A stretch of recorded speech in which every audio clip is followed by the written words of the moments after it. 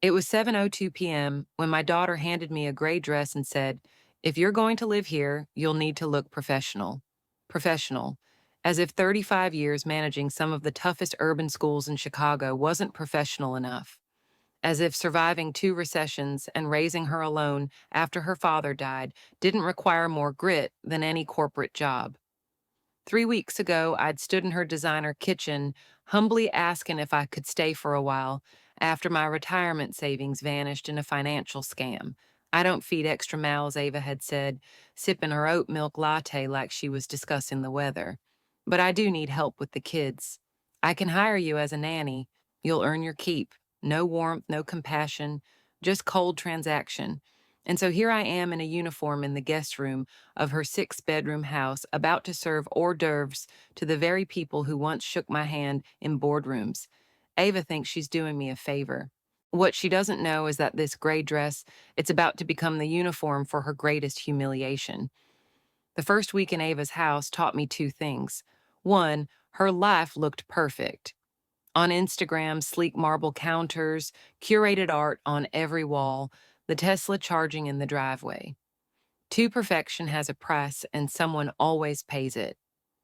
The morning after the gray dress debacle, I woke to a typed list taped to my door: Lily Ballet Tuesday and Thursday.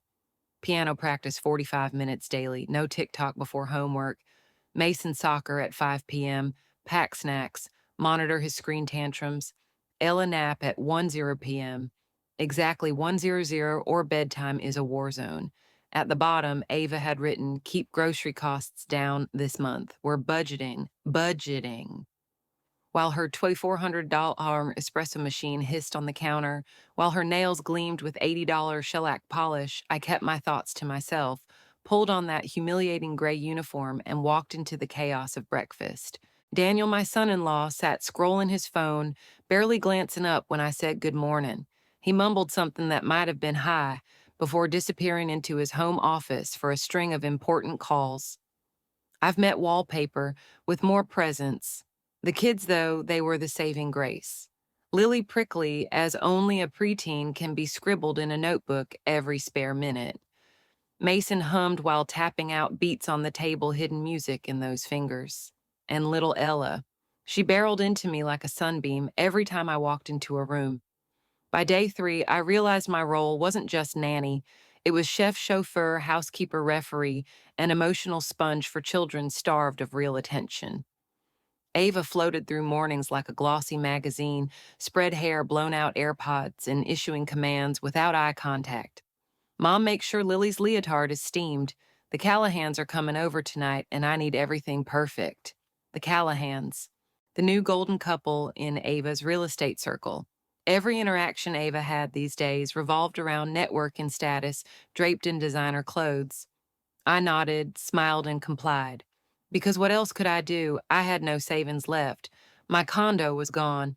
Pride alone doesn't pay for shelter. But each time I tied Ella's shoes or folded Mason's soccer jersey, a thought gnawed at me. This isn't help, this is servitude. And the most bitter part, Ava knew exactly what she was doing. The second week, I began noticing cracks in her perfect facade, whispers between her and Daniel that stopped when I entered the room. Late night phone calls with words like market softening and investors pulling out. The clipped tone she used when Mason spilled juice on her $900 rug, disproportionate fury for a few drops of orange liquid. I wasn't just observing my daughter anymore, I was studying her. 35 years in education trained me well, reading behavior, spotting patterns, predicting outcomes. Ava was unraveling under the weight of her curated life, and in her unraveling, she had no room for empathy. One night after the kids were asleep, I overheard her venting to Daniel in the kitchen. This is exactly why I told her to keep her finances in order. Now I'm stuck hosting my own mother because she couldn't manage retirement. She's helping with the kids, Daniel said mildly. She's wearing a uniform in my house, Ava snapped. It's the only way this doesn't look like charity. Charity? My heart clenched at the word, sharp as a blade. After everything I'd sacrificed, turning down promotions so I could stay close after her father died, working summers to cover her college tuition charity, was how she framed it. That night, staring at the ceiling in the cramped guest room, I made a decision, not out of spite, not for revenge, but because my daughter needed a lesson in values the world had apparently failed to teach her. The uniform she insisted on. That gray dress, it would be the very thing that rewrote the story she thought she controlled. By week 3, the stage was set.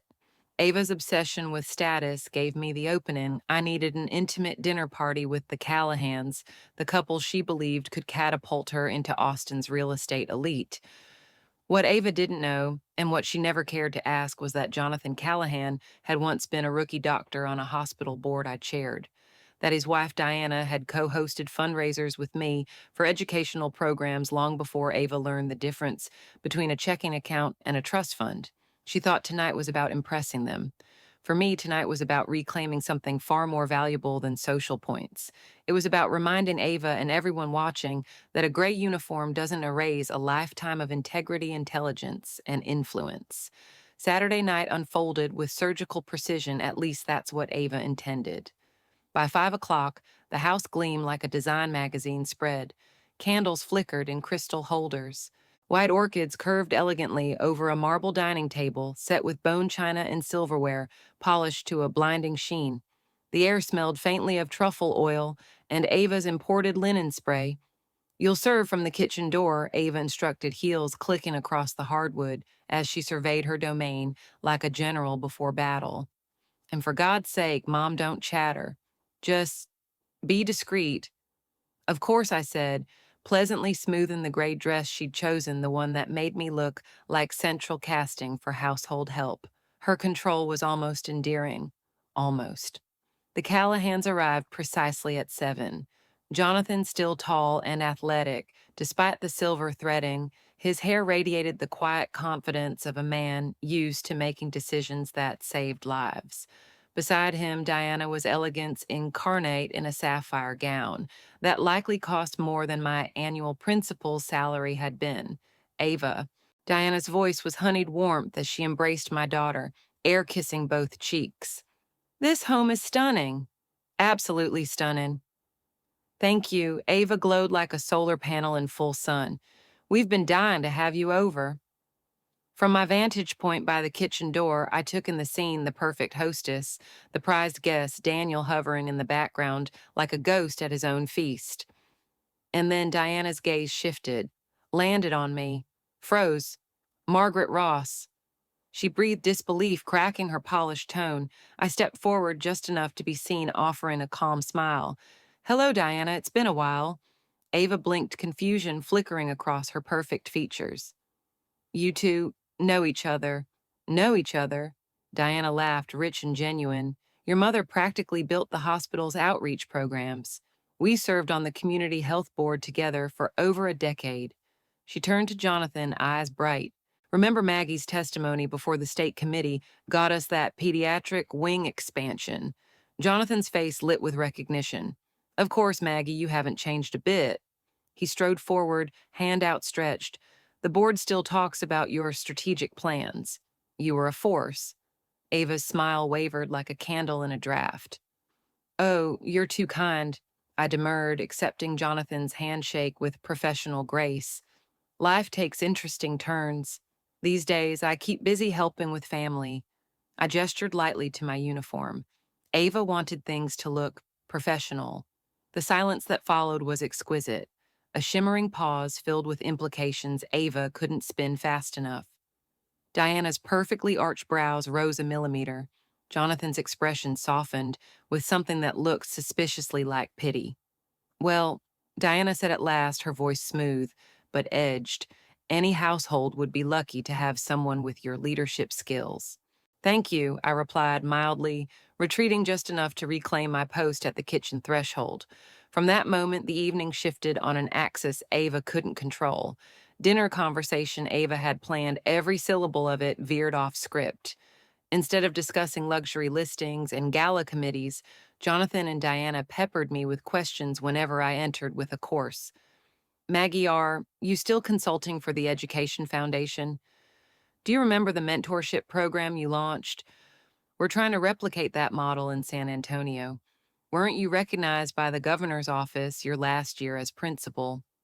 Each answer, delivered with modesty but precision, tightened the noose around Ava's carefully constructed image. Her cheeks flushed beneath layers of contour as Diana exclaimed over my chocolate souffle.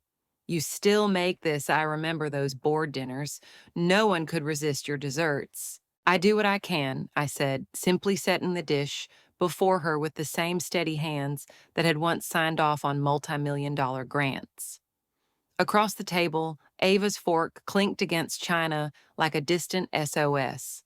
By the time dessert plates were cleared, the hierarchy of the evening had inverted completely. Ava, who had orchestrated this dinner to cement her status, now hovered at the margins of her own success theater. Diana and Jonathan lingered in the living room, drawing me into reminiscence about legislative victories and community initiatives, while Daniel half listened from the bar cart, pouring himself another scotch. As I escorted the Callahans to the door, Diana squeezed my arm. We need to talk soon. I'm hosting a small gathering next week. Educational leaders, hospital board members, community influencers. You'll come as my guest. That's kind, but no buts. She interrupted, eyes sharp with the authority of a woman accustomed to obedience. Your expertise is too valuable to waste. We'll discuss details then. Over her shoulder, I caught Ava's expression, a frozen smile stretched thin as glass.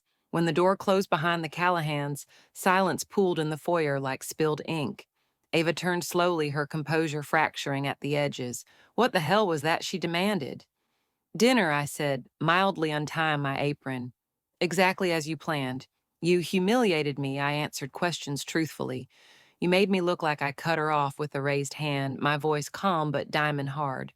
I made you look like a woman who never bothered to ask what her mother accomplished before reducing her to a line item on a household budget. The words hung between us sharp as broken glass. For once, Ava had no comeback. That night alone in the guest room, I drafted a list not of chores, but of possibilities. Diana's invitation was more than social courtesy. It was an opening. And if Ava thought tonight was uncomfortable, she had no idea what was coming. Because this wasn't about revenge, not really. It was about restoration.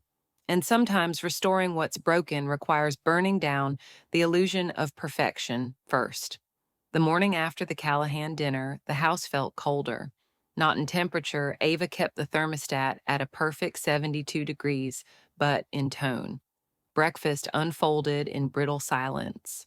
The kids chattered about soccer games and school projects, oblivious to the undercurrent of tension that rippled between their mother and me. Ava's smile was tight as piano wire. Daniel buried himself in his phone, pretending ignorance a role he played with Oscar-worthy commitment. Mason, finish your eggs, Ava said without looking up. Mom, can you run Ella to preschool after you drop Lily at ballet? Of course, I replied pleasantly, as though last night hadn't detonated like a social landmine in her pristine dining room. But Ava couldn't let it go. By mid-morning, she appeared in the kitchen, arms crossed her silk robe, whispering against the marble island. About last night, she began, her tone falsely casual, like a woman tiptoeing across broken glass. Yes, you didn't need to elaborate on your past. It wasn't relevant. Diana asked how we knew each other, I said mildly, wiping down the counter. Would you have preferred I lie? Her jaw tightened. I just think certain details weren't necessary. This was supposed to be a professional dinner. I set the cloth aside, meeting her gaze squarely.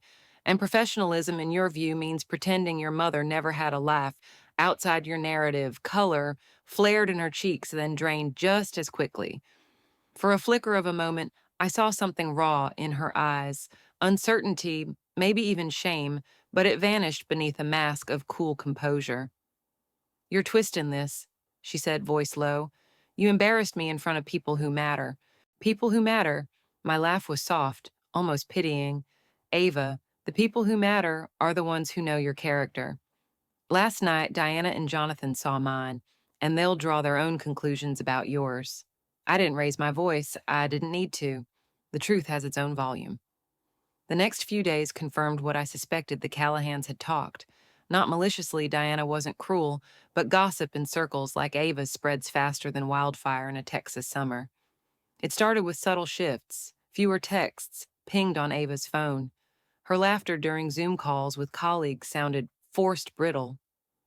One afternoon, I overheard a voicemail from Charlotte Winters, queen bee of the garden club Ava had been courting for months. "So sorry, darling, but the committee decided to postpone new memberships until next year. We'll keep you in mind." The subtext screamed louder than the words. Ava wasn't just stalled, she was sliding backward. Meanwhile, my own phone, silent for weeks, began to hum with new life. Former colleagues reached out after spotting me at the Callahan dinner. Invitations trickled in, coffee dates, advisory roles, guest lectures. Each message reminded me of something Ava had forgotten. Influence built on integrity doesn't evaporate with a financial setback. When Diana called midweek, her tone brimmed with purpose. "Maggie, about that gathering Friday at 7, informal but influential. I'm counting on you."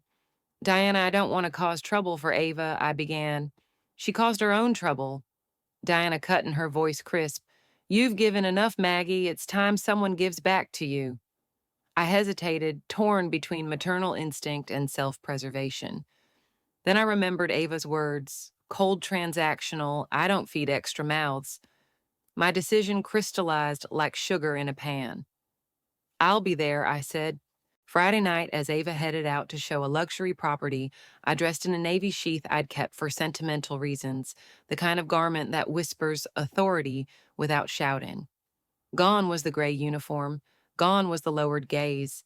Diana's driver arrived precisely at 6:30. Ava noticed the sleek black sedan idling in the driveway as she clattered down the stairs in stilettos.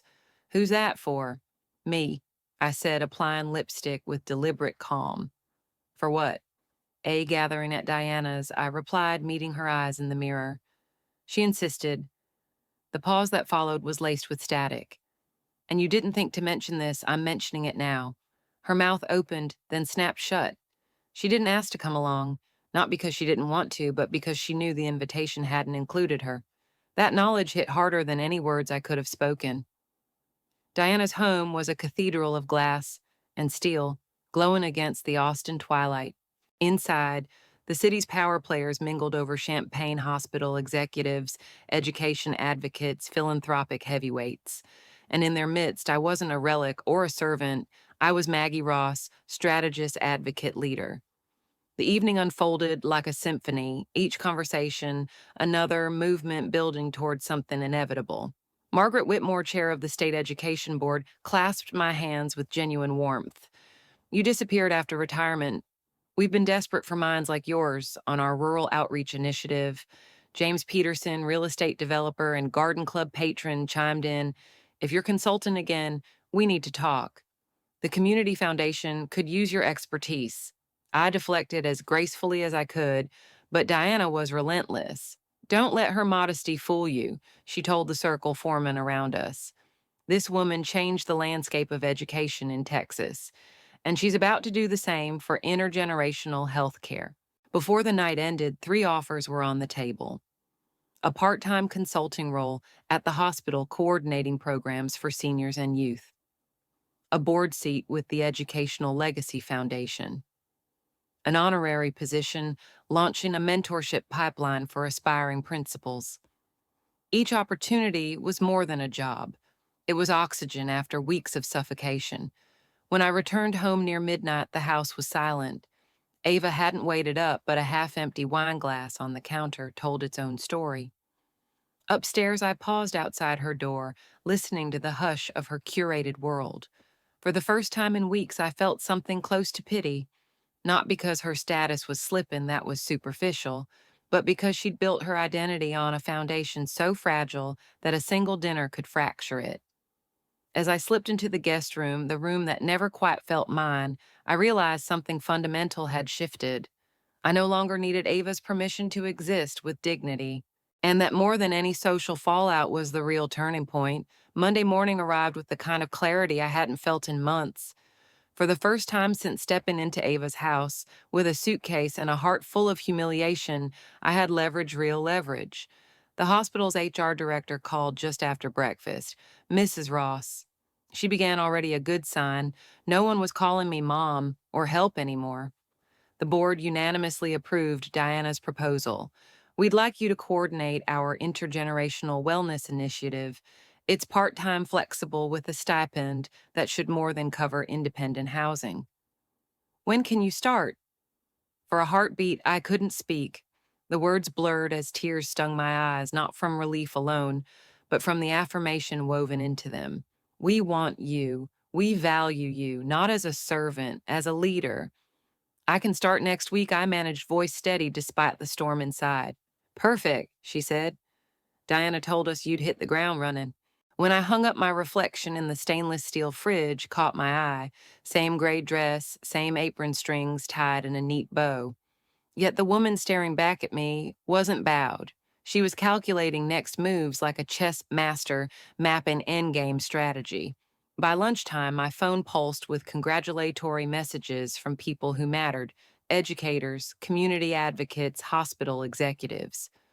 Meanwhile, across the kitchen island, Ava sat hunched over her laptop, scrolling with increasing agitation.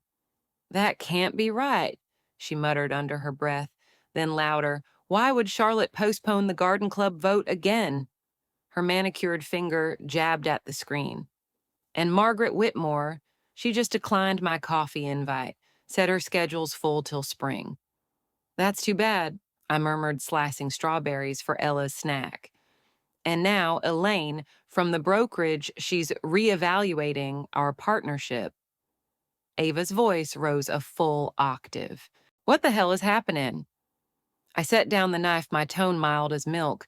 Maybe people are prioritizing relationships differently these days. Her eyes snapped up sharp as flint. Don't start with the lectures, Mom. I wasn't lecturing, I said, unruffled, just observing. But inside, I felt a grim kind of vindication. Ava wasn't being iced out for minor faux pas. This was a full-scale frost. And it wasn't my doing, not directly. The community simply recalibrated its loyalties once they saw who I really was and who Ava had chosen to be. That evening, Diana called again. Maggie, I know you've accepted the hospital role, but there's another matter. The Education Foundation is hosting its annual gala next quarter, and we'd like to honor your legacy. Scholarship in your name, full media coverage. Diana, that's overwhelming. It's overdue, she countered. And frankly, the timing's perfect. Young educators need role models now more than ever. When I hung up, a strange mix of emotions swirled in my chest. Pride, yes, but also something heavier. A mourning for what Ava and I might never recover. Because with every door opening for me, another slammed shut for her. The first real crack came 2 days later. I found Ava in the living room at 10 a.m., unheard of for someone who usually sprinted through back-to-back showings. Her laptop lay closed on the coffee table. A glass of wine sweated in her hand. Are you drinking before noon? I asked gently. She shot me a look so brittle it could have shattered. Don't start. I wasn't. You think I don't know what's going on? Her laugh was sharp, joyless. Half the people I built my business on won't return my calls. The other half canceled listings. And now, Michael's deal, the hospital project, Jonathan pulled the plug. Said something about community values. I said nothing. There was nothing to say that wouldn't sound like gloating. Ava stared at me, eyes glassy with something dangerously close to tears. They all worship you now, like you're some saint. Meanwhile, I'm toxic by association. No, I corrected softly. You're facing the natural consequence of choices you made. Don't give me that therapist crap. It's not therapy, Ava. It's truth. For a heartbeat, raw fury burned in her gaze, then flickered into something far more fragile. Fear. Are you leaving? She whispered. Yes, I said, simply. I start at the hospital next week. I'll be renting an apartment downtown. Her breath hitched, barely audible. The kids will always have me, I assured her, but as their grandmother, not as household staff. The move happened faster than either of us anticipated. Diana insisted on sending her driver to ferry my modest belongings to a guest house she kept near the lake temporary, she said, until I found something permanent. By Friday, the gray dress hung in a garment bag, never to touch my skin again. As I zipped the last suitcase, Ava appeared in the doorway, mascara smudged like bruises beneath her eyes. Mom, her voice cracked on the single syllable. I didn't mean for it to go this far. Yes, you did, I said, not unkindly. You just didn't think through the fallout. She swallowed hard. Can we fix this? Not with words, I replied, only with time and action. Behind her, Lily hovered, silent, watchful. When Ava left the room, my granddaughter slipped inside and hugged me so tightly it stole my breath. Grandma, she whispered fiercely, don't let Mom boss you around anymore. A laugh bubbled in my throat, sharp with unshed tears. I promise, sweetheart. The first night in Diana's guest house felt surreal, like stepping out of a storm into sudden stillness. I unpacked, slowly savoring the quiet. The view from the window framed Lake Austin like a watercolor silver ripples catching the moonlight. I should have felt triumphant. Instead, I felt something closer to grief, not for the life I'd lost, but for the relationship I might never fully regain. Ava wasn't evil. She was conditioned to equate worth with status love, with leverage, family with function. Could she unlearn that I didn't know? But I knew this much: I'd rather walk away with dignity than stay in chains of conditional affection. Tomorrow, I'd begin mapping my new chapter hospital initiatives, scholarship committees, policy work that mattered. But tonight, I allowed myself one small indulgence, imagining Ava at her next networking brunch, facing the polite frost of women who once fawned over her curated life, now whispering about the daughter who turned her mother into hired help. Not out of cruelty, out of justice, because sometimes the harshest lessons bloom only in the coldest soil. The first Monday in my new role at the hospital arrived like dawn after a long storm. I walked through the gleaming glass atrium, past a banner reading Intergenerational Wellness Initiative Building Bridges Across Generations. For the first time in months, I felt my spine lengthen, my steps sharpen. The badge clipped to my blazer didn't just grant access to offices and meeting rooms, it restored something Ava could never bestow or revoke: my sense of self. By noon, I was knee-deep in planning, design, and mentorship pairings between retired educators and pediatric patients' families, drafting proposals for after-school health programs, coordinating with social workers to tackle food insecurity among seniors. This wasn't charity, this was impact, the kind I'd spent a career creating, and the kind my so-called retirement had left me starving for. At lunch, Diana breezed into my office, her signature silk scarf fluttering like a victory flag. "They're raving about you upstairs," she announced, sliding into a chair without waiting for an invitation. Who's they? The board. The foundation? Jonathan. Frankly, half the people in this city who matter. I smiled wryly. Funny phrase, that people who matter. Funny how it changes definition when the right person wears the crown, she said, eyes twinkling. Before I could reply, my phone buzzed a text from Ava. Can we talk? My pulse skipped, but not from fear, from curiosity. We met that evening at a quiet cafe far from the manicured cul-de-sacs Ava once paraded like trophies. She arrived in yoga gear hair, scraped into a bun, face bare of armor. For a moment, she looked less like the social climber who handed me a uniform, and more like the girl who used to curl against me on stormy nights, whispering fears about algebra tests. Mom. Her voice was softer than I'd heard in months. I owe you an apology. A real one, not the half-baked version I tried before. I stayed silent, letting the weight of her words settle. When you asked for help, I saw inconvenience instead of gratitude. I thought if I controlled the terms, it wouldn't feel like charity. Her laugh was brittle. Turns out it just made me a hypocrite lecturing clients about family values while treating my own mother like staff. I studied her, searching for signs of performance. There were none, just exhaustion and something rarer, humility. I hurt you, she continued, eyes shining, and the fallout I earned every ounce. I'm losing deals, friend status, and maybe that's good because it stripped away the noise, made me see what actually matters. Which is, I asked quietly.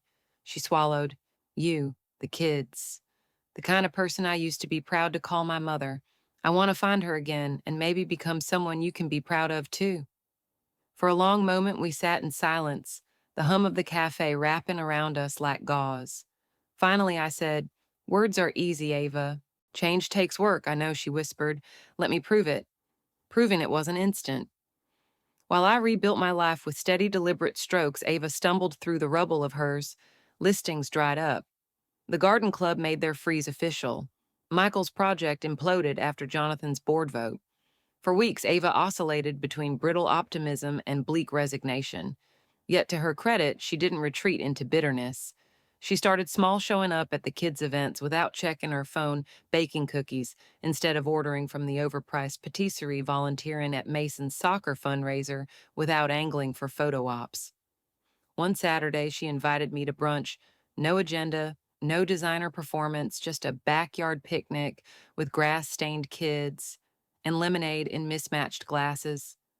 "Remember when you used to do this every summer?" she asked, passing Ella a cookie.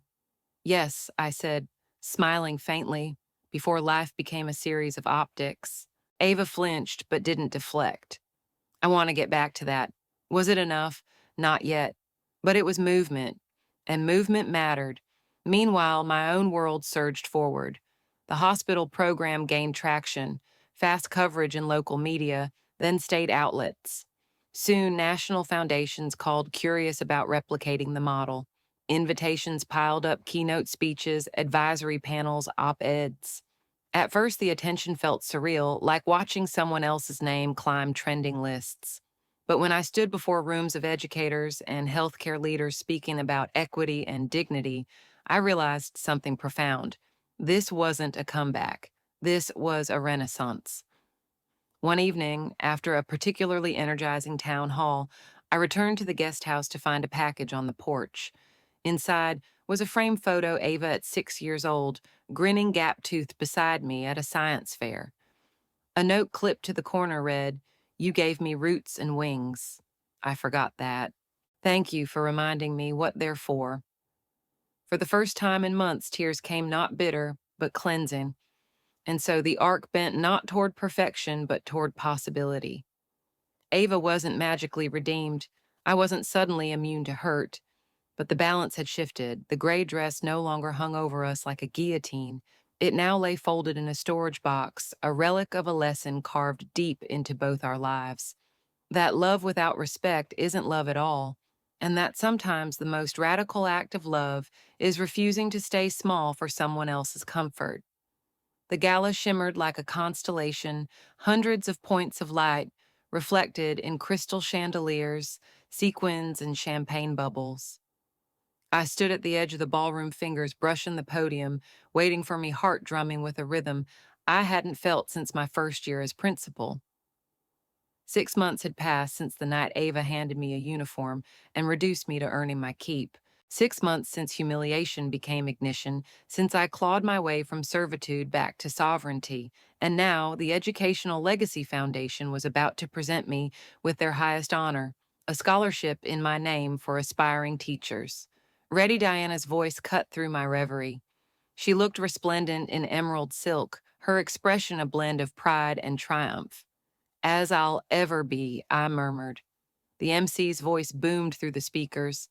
"Ladies and gentlemen, please welcome our keynote honoree, an advocate, a leader, a force for educational equity."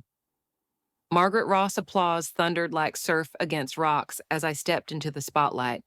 Faces blurred into a sea of expectancy. Board members, legislators, former students grown into surgeons and CEOs. And then near the back, I saw them, three small figures, perched on chairs too big for them, practically vibrating with excitement. My grandchildren. Beside them, Michael, nervous in his tux. And next to him, Ava. Not the Ava of curated perfection, armored in status symbols. This Ava wore a simple navy dress. No diamond cuffs, no smug tilt of the chin. Just a woman stripped of illusions, holding her son's hand, like it was an anchor. Our eyes met across the ballroom. Something passed between us, not absolution, not yet, but acknowledgement.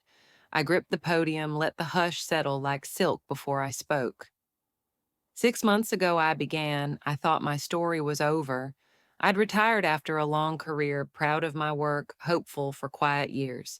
Then life reminded me quite abruptly that security is not guaranteed, that even those who've given decades of service can find themselves vulnerable. I paused, scanning the crowd, feeling the weight of truth pressing against the glittering veneer of this room. In that vulnerable moment, I learned two things. First, dignity is not a luxury, it's oxygen. And second, when the world narrows, when pride falters, and doors slam, the bridge back to purpose is built from people who remember your worth. My throat tightened, but I pressed on, voice steady as bedrock. Tonight isn't about me.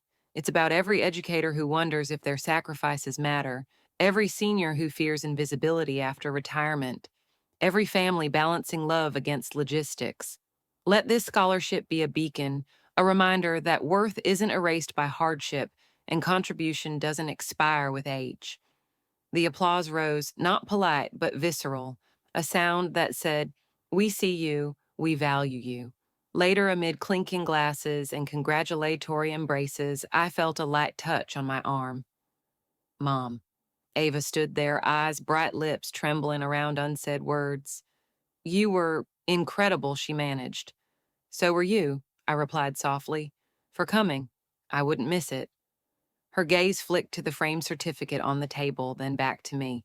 "They're honoring you for everything I took for granted, Ava." "No, let me finish." Her voice wavered raw as an unhealed wound. "I was so obsessed with proving I belonged in a world that measures worth in square footage and follower counts. I forgot what real worth looks like, what it sacrifices, what it endures." Tears glittered unshed, but she didn't reach for drama. She just stood there, stripped of pretense, asking for nothing but the chance to mean something again. "I can't undo what I did," she whispered, "but I can learn, if you'll let me." I held her gaze for a long suspended beat, then opened my arms, not in absolution, but in invitation. She stepped into them like a child seeking shelter from a storm of her own making. For the first time in months, I let myself hope not for perfection, but for progress. That night, as I drove home along the ribbon of highway skirting Lake Austin, the city lights shimmered on the water like scattered stars. My phone buzzed with messages, offers to speak, proposals for new projects, congratulations from every corner of a life I thought I'd lost. But the notification that made me smile wasn't from a CEO or a senator. It was a photo from Ava, the kids curled on the couch, clutching the gala program like treasure. The caption read, "They told everyone at school their grandma's famous now." I laughed aloud, the sound startling in the quiet car. Famous hardly, but truly known for what mattered, that was enough. Because here's the truth, no algorithm will ever quantify status crumbles. Trends fade, even blood can betray. But dignity earned, defended, reclaimed, endures. And sometimes the sweetest revenge isn't revenge at all. It's building a life so luminous that even those who once dimmed, you can't help but bask in its light. Family isn't a transaction. It's a covenant of care that should hold firm when everything else collapses. Maggie's story proves that the moment we start assigning monetary value to love, we don't just diminish others, we diminish ourselves. Ava believed independence meant control, but real strength isn't about dominating the vulnerable. It's about honoring those who carried us when we were fragile. There's a cruel irony in the way society worships status while neglecting substance. Ava learned that the hard way by chasing validation from strangers while dismissing the woman who shaped her character. And Maggie, she showed us that dignity doesn't vanish because circumstances change. It waits patiently, quietly until we reclaim it. When we strip away ego and pretense, what remains isn't money or accolades, it's character. And in the final measure, that's the only currency that never loses value. If life blindsides you, financial setbacks, family conflicts, moments that threaten your identity, remember this: worth isn't tethered to your current title or your balance sheet. It's anchored in resilience, relationships, and the impact you've made. And if you're on the other side, someone asked for help, pause before turning love into leverage. Ask yourself, if roles were reversed, how would I want to be treated? Take a step today. Call your parent, mentor, or friend who once carried you through a storm. Tell them what they mean. Gratitude costs nothing, but its return compounds in ways status never can.